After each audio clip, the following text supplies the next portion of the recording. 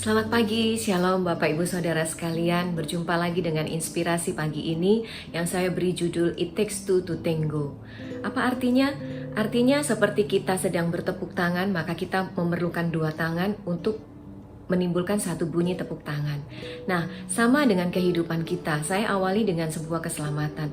Tentu kita percaya bahwa Tuhan memberikan kita keselamatan, menawarkan keselamatan dengan cuma-cuma. Apa yang harus kita lakukan? Seperti ini tangan Tuhan. Harus ada satu tangan lagi, yaitu bagian kita. Apa bagian kita? Mari kita baca di Roma pasal yang ke-10 ayat yang ke-9. Firman Tuhan demikian bunyinya, sebab jika kamu mengaku dengan mulutmu bahwa Yesus adalah Tuhan dan percaya dalam hatimu bahwa Allah telah membangkitkan Dia dari antara orang mati, maka kamu akan diselamatkan. Bapak Ibu, waktu kita percaya kepada Tuhan, meresponi keselamatan yang Tuhan tawarkan, kita harus percaya dalam hati. Dan bukan hanya percaya, tapi kita mengucapkannya lewat mulut bahwa kita menerima Tuhan sebagai Tuhan dan Juru Selamat. Ada dua sisi dalam kehidupan rohani kita. Kalau hari-hari ini mungkin Bapak Ibu tidak lagi bergumul dengan keselamatan, tapi seperti saya yang sedang bergumul dengan sakit penyakit. Saya diizinkan Tuhan sakit gatal yang gak kunjung sembuh Bapak Ibu. Kurang lebih 6 bulan lamanya saya bergumul, bahkan lebih dari itu sebenarnya. Tapi belum sembuh juga. Saya tahu bahwa kesembuhan hanya datang dari Tuhan. Obat, dokter, treatment, dan segala yang saya lakukan itu hanya alat di tangan Tuhan. Saya sedang menanti waktunya Tuhan. Saya menanti tangannya Tuhan. Saya menanti masanya Tuhan datang dan menyembuhkan saya.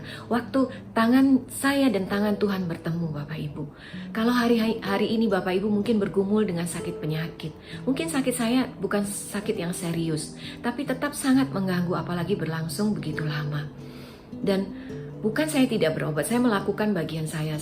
Saya berobat ke dokter kulit, saya berobat ke dokter umum, saya berobat ke dokter kulit kembali dan bolak-balik, tapi saya belum kunjung sembuh. Dan saya mengucap syukur kepada Tuhan buat segala yang Tuhan kerjakan. Saya tahu ada prosesnya Tuhan.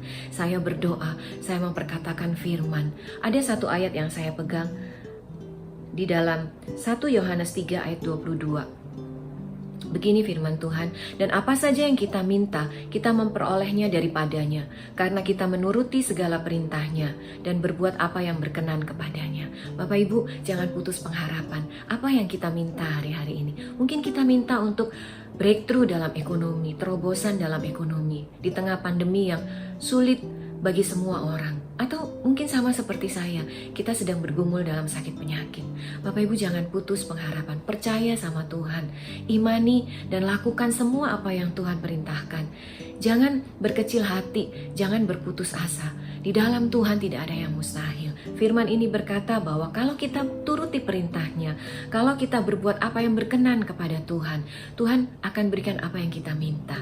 Dia tahu apa yang kita minta, bahkan sebelum kita mengucapkannya, sebelum keluar dari mulut kita. Bapak Ibu mungkin hari ini ada yang sedang berbaring sakit, ada yang sedang bergumul dengan pekerjaan karena kesulitan ekonomi. Hari ini mari kita bergantung sepenuhnya sama Tuhan. Ada waktunya Tuhan. Lakukan apa yang jadi bagian kita. Terus berusaha, terus bekerja dengan sungguh-sungguh. Terus mungkin yang berobat, terus berobat dengan sungguh-sungguh selain berdoa.